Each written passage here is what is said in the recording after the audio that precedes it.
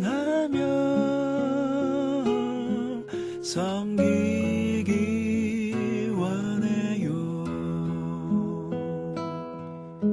주님 힘 주시는 대로 주님 원하시는 대로 당신을 사랑하며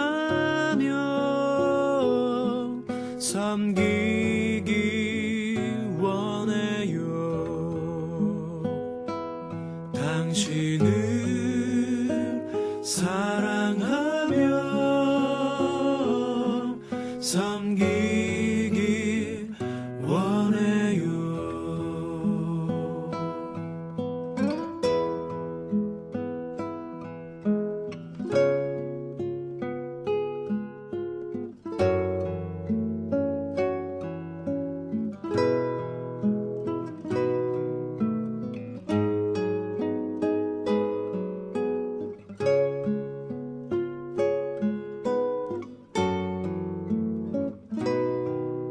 하나님 말씀은 요한일서 1장 7절에서 9절까지의 말씀을 같이 나누겠습니다. 요한일서 1장 7절에서 9절까지의 말씀입니다. 요한일서 1장 7절에서 9절 제가 읽겠습니다.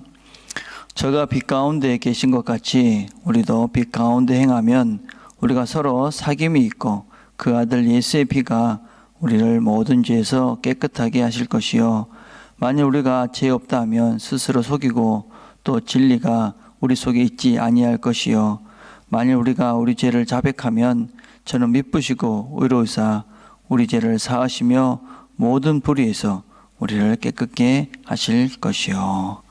아멘. 우리는 계속 사랑에 대해서 같이 생각을 해보고 있습니다.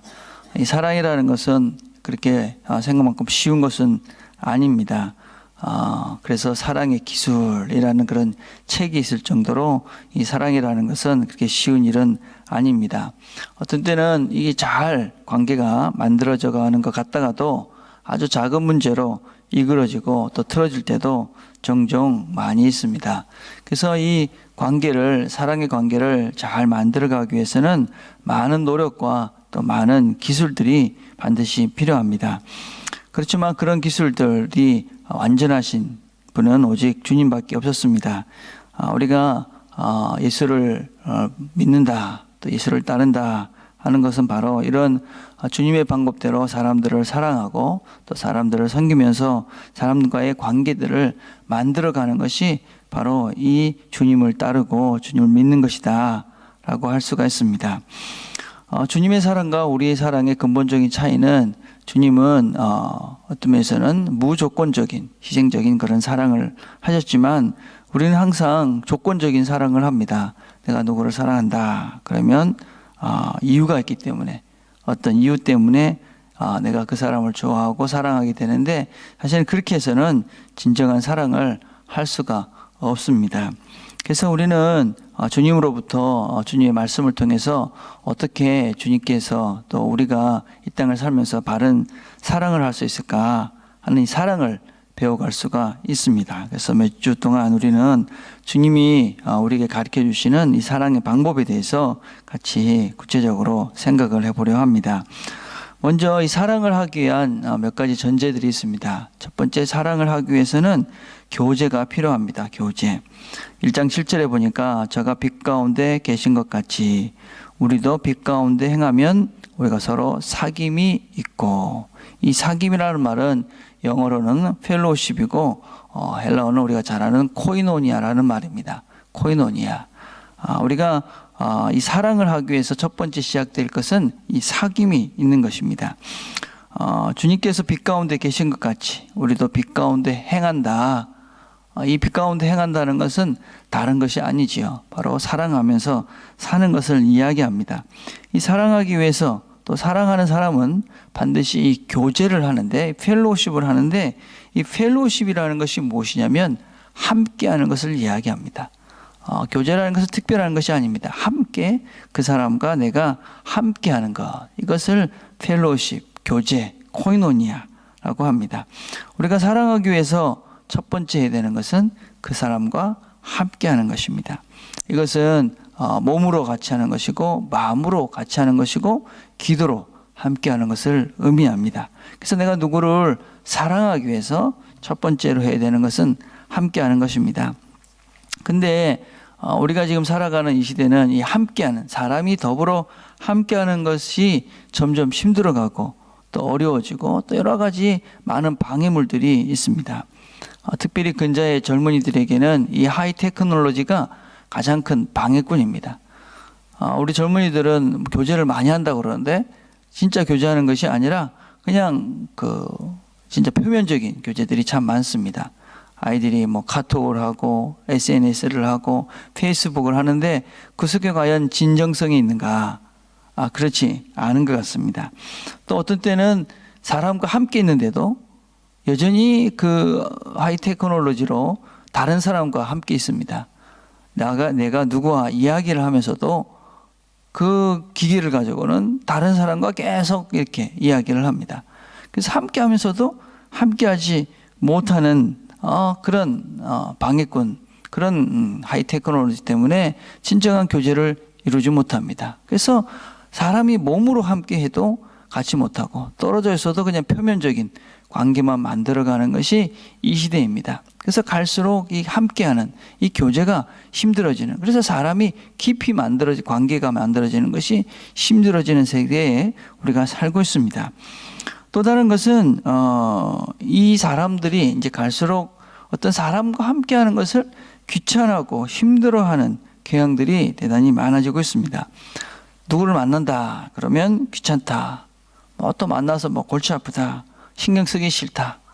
이래서 점점 더 사람과 사람과의 관계가 더 귀찮아지고 무관심해지는, 그래서 혼자 살란다, 내 혼자서 잘하네, 이런 경향들이 점점 생겨가고 있습니다. 그래서 사람들이 서로 만나자 그러면 뭔가 부담스러운 것으로 뭔가 누구를 만나야 된다 하는 것은 뭔가 짐스러운 것으로 생각하는 경향으로 지금 이 시대가 흘러가고 있습니다.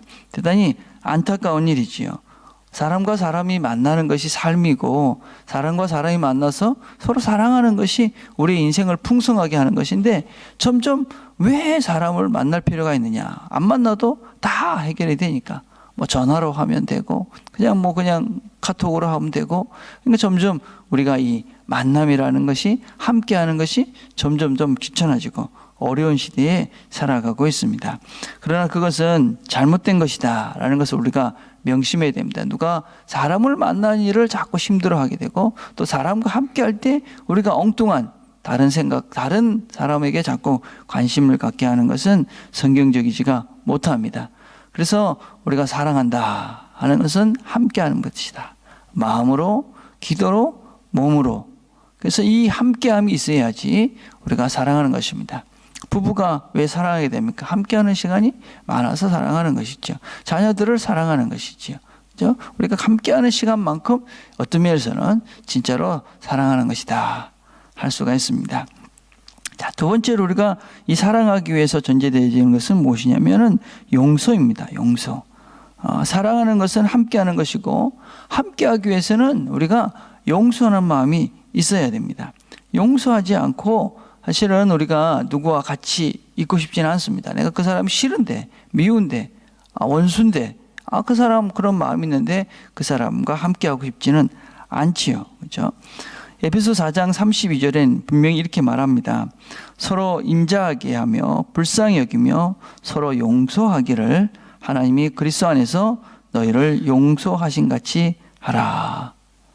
그래서 우리는 용서를 해도 되고 안 해도 되는 존재가 아니라 반드시 용서하면서 살아야만 하는 존재들이 바로 그리스도인입니다. 주님께서 우리를 용서하셨다는 그런 확신이 있다면 너희들도 반드시 용서해라 하는 것이 성경이, 주님이 우리에게 가르쳐 주시는 진리입니다. 자, 근데 용서에 대해서 우리가 잘못 이해하는 것이 두 개 있습니다. 그것은 무엇이면 용서가 그냥 잊어버리는 것이다 라는 것입니다. 여러분, 용서는 잊어버리는 것이 아닙니다. 그냥 잊어버린 척 하자, 그냥 있는 것을 하자, 그것이 용서가 아니지요. 내가 용서가 됐다 하는 것은 무엇이냐면 내 마음 속에 있는 이 쓴 마음이 지나간 것입니다. 어떤 면에서는 복수하고 싶은 마음이 이제 더 이상 지나간 것입니다. 또 저 사람이 뭔가 이렇게 잘못되기를 바라는 마음이 없어진 것입니다. 예. 그래서 용서했다 하는 것은 그냥 잊어버리자. 그냥 잊어버린 척 하자. 생각하지 말자. 그래서 용서가 되는 것이 아니고 정말 내 마음 속에서 올라오는 그 쓴 마음들, 쓴물이 더 이상 쓴 감정이, 아픈 감정이 올라오지 않는 상태를 우리는 용서했다. 그렇게 이야기합니다. 또 용서는 어떤 면에서는 또 극단적으로는 그 사람을 신뢰하는 것이라고 생각하는 것도 잘못된 것입니다. 내가 누군가가 나에게 해를 끼쳤으면 그 사람이 나에게 해를 끼친 것에 대해서는 내가 용서를 할 수 있지요. 그렇지만 그 신뢰를 다시 회복하는 데는 시간이 많이 걸립니다. 누가 내 돈을 훔쳐갔다. 그러면 그 돈 훔쳐간 것은 용서할 수 있지만 그 사람과 나의 관계가 신뢰가 되기 위해서는 다시 많은 시간이 걸리지요. 예. 그래서 우리는 이 신뢰와 또 잊어버리는 것이 용서가 아니다는 것을 기억하고 반드시 이 용서하지 않으면 벌을 받게 되는 것이 누군지를 생각해 봐야 합니다. 이 용서하지 않으면 가장 힘든 사람이 누구냐? 그것이 바로 나입니다. 내가 누구를 용서하지 않고 그 사람을 생각할 때마다 쓴물이 올라온다면 가장 괴로운 것은 저 자신입니다. 그래서 주님께서 용서하라, 용서하라 그렇게 말씀을 하시는 것이지요. 특별히 우리가 용서하지 않으면 주님과의 관계에서도 문제가 생깁니다. 마가복음 11장 25절에 보면 이렇게 말씀합니다. 서서 기도할 때에 아무에게나 혐의가 있거든 용서하라. 그리하여야 하늘에 계신 너희 아버지도 너희 허물을 사하여 주시리라. 하나님께서 우리에게 어떻게 말씀하셨냐면 너가 누구를 용서해라. 그래야지만이 하나님이 우리를 용서해 주신다. 여러분 내가 용서하지 않기 때문에 하나님이 나를 용서해 주지 않으신다. 그런 말씀이 아니지요. 그것은 내가 누구를 용서해야지 그 하나님의 용서의 은혜를 내가 누릴 수 있다 하는 것입니다. 우리가 주기도문에도 그렇게 기도하고 있지 않습니까? 우리가 우리에게 죄진 자를 사해 준 것 같이 우리 죄를 사하여 주십시오. 그건 조건이 아니라 내가 하나님 그렇게 적극적으로 다른 사람을 용서하며 살겠습니다 하는 우리의 고백인 것이지요. 그래서 용서는 선택이 아니라 주님의 명령이고 하나님의 은혜를 누리는 아주 귀한 방편입니다. 그래서 내가 누구를 용서할 기회가 생겼을 때 용서를 해야지 하나님의 은혜를 내가 깊이 경험할 수가 있게 되는 것이지요. 그래서 우리가 용서하는 거 쉽지 않습니다. 저도 잘 안 되지요. 그럴 때마다 어떻게 됩니까? 주님이 우리를 용서하신 것을 기억하는 것이지요. 주께서 나를 용서해 주셨고 우리 자신을 보면 항상 용서받지 못할 그런 존재들이지 않습니까? 어제도 오늘도 지금도 여전히 우리가 죄를 짓고 사는 것이 우리의 모습인데 그런 우리를 용서해 주셨으니까 자, 우리도 용서하자. 그렇게 용서하면서 살면 하나님의 은혜를 누리는 것이지요. 그래서 용서는 하나님의 은혜의 통로다. 그런 것입니다. 그래서 용서하기 위해서 우리는 용서를 선포하셔야 됩니다. 내가 누구를 마음에 이렇게 쓴물이 올라올 때마다 내가 하나님 용서하기로 내 마음에 이 사람 내가 이제 용서했어. 그리고 용서를 선포하고 그리고 기도하는 것입니다. 예. 내가 이 사람을 용서했기 때문에 더 이상 내 마음속에 쓴물이나 이 복수심이나 그죠? 그 사람이 잘못되기를 바라는 이 마음이 올라오지 않도록 하나님께 기도하는 것입니다. 그리고 늘 용서해야 됩니다. 이게 무슨 얘기냐면 여러분 우리가 한번 용서를 결심했다고 그래서 그 사람이 그냥 내 마음속에 쓴물이 싹 사라지고 그렇게 되는 것이 아닙니다. 계속적으로 리마인딩을 하셔야 됩니다. 내가 누구를 용서하기로 작정하고 기도했으면 그 사람에 대해서 또 그런 마음이 들 때마다 다시 한번 리마인딩을 하는 겁니다. 내가 이 사람을 용서했다. 더 이상 내가 이 사람을 미워하지 않기로, 그죠? 이렇게 그 사람을 싫어하지 않기로 용서했기 때문에 다시 한번 리마인딩 하면서 내가 용서했지. 하나님도 이 사람을 용서했습니다. 더 더 이상 내 마음속에 쓴물이 올라오지 않도록 하나님 도와주십시오. 그렇게 기도하면서 어떤 면에서는 죽을 때까지 용서하면서 사는 것이죠. 그러다 보면 어느 순간 그 쓴물이 없어지고 그런 마음이 없어지고 어떤 때는 불쌍히 여겨지고 그래서 사랑하는 마음들이 생기게 되는 것이지요. 그래서 오늘도 우리가 이 사랑하기 위해서 여러분이 사랑해야 될 사람들과 함께 하십시오. 그리고 무엇보다도 용서하십시오. 그래서 용서함으로 하나님 주시는 은혜를 누리시길 바랍니다. 그것이 바로 사랑의 시작입니다. 오늘도 우리가 용서로 하나님의 사랑을 삶 속에서 경험해가는 저와 여러분이 되기를 간절히 바라겠습니다. 기도하겠습니다. 하나님 아버지, 오늘도 저희들이 또 함께 이 아침에 말씀을 같이 나눴습니다. 함께 하라 하셨습니다. 용서하라고 했습니다. 하나님 말씀대로 우리가 함께 하면서 용서하면서 하나님의 사랑을 우리 마음속에 받아 또 담아서 세상 가운데서 사랑하며 살아가는 좋은 하루가 될 수 있도록 하나님 축복해 주옵소서. 예수님의 이름으로 기도드립니다. 아멘. 오늘 우리가 함께 기도할 것은 우리 마음속에 쓴 뿌리들을 올라오게 하는 그 사람들을 생각하며 오늘 간절히 기도했으면 좋겠습니다. 또 우리 주일 예배를 위해서 기도합시다. 주일 예배를 섬기는 여러 사람들, 설교하는 저를 위해서 기도해 주시고 찬양대와 또 찬양팀, 각 부서에 섬기는 사람들, 주차하시는 분들, 식당에서 봉사하시는 분들 모두 다 기쁨으로 그 일에 동참하고 그 시간을 통해서 사랑의 풍성이 나눠지는 시간이 될 수 있도록 주일 예배를 위해서도 여러분 함께 기도하는 시간 가졌으면 좋겠습니다. 개인적으로 기도하는 시간들을 갖겠습니다.